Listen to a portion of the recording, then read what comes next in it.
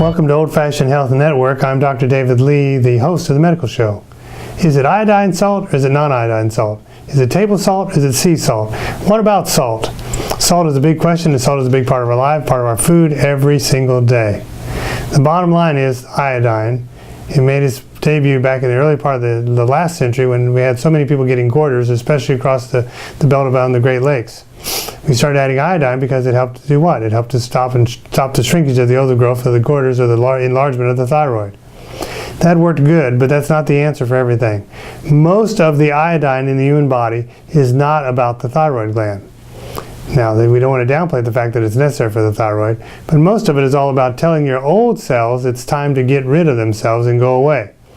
Think about this. If you've got a bunch of oldsters running around acting like teenagers, now we're talking about cells in your body, but you get all the old cells in your body running around acting like teenagers trying to reproduce.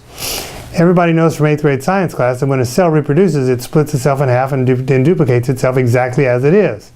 So if your old cells are duplicating themselves, then you get a bunch of what?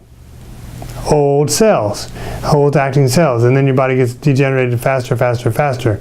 So the number one prevention for cancer and bad cells probably would be what? Adequate iodine in your system, because iodine tells the old cells it's time to slough off and go away.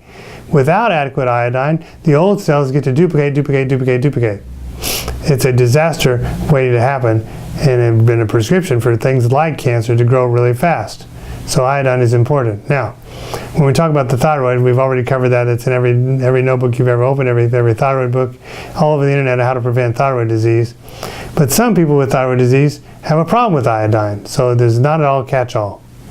The bottom line is sea salt or iodized salt or regular salt.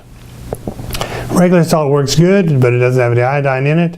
So you're getting your salt, you're getting your taste, you're getting your preservatives. The bottom line in the chemistry lab is that the regular salt, however, will make water go into your cells more rapidly and more easily. That's great if you're not bloated and you don't have water problems. But that's why people that have issues with kidney and heart failure and things like that say, oh, you got to go on a reduced salt diet.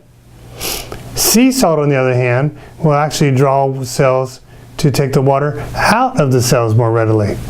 So for those people that are on a no-salt diet or low-salt diet, they could actually switch and they miss the taste of salt. They could go to sea salt because sea salt has the ability to draw the excess water out of the cells better than table salt.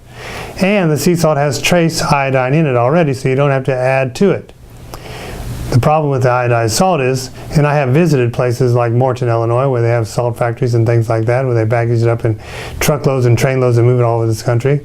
Some of the companies out there are putting iodized salt in with things that are mixed up with grain and rocks and dirt, and just because they bleach it white doesn't mean it's nice clean salt. So for my money, I'm going after sea salt with a little bit of iodine salt in it.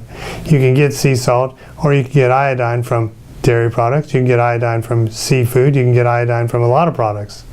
But if you're eating diets that are a little bit strained or eating processed food, that's where you're running into trouble. All of the salt that comes out of a processed food factory has no iodine in it because it's chemically bound. It doesn't allow it to happen. So if you're buying a canister, a carton, a package of food that says it contains sodium, that may be true, but the sodium does not have iodine in it unless they've added it too. If they add it to the processed foods because of the preservatives, it makes it nearly impossible for the iodine to bond to the body when you eat it. It just runs through like water over the dam. So iodized, non-iodized, or sea salt, my choice is sea salt every time because it A, gets you little trace minerals of the iodine in it, handles that problem right away, and allows you to keep the fluid out of your cells so you don't bloat from the inside out. That's what I have to say about salt. God bless you tonight.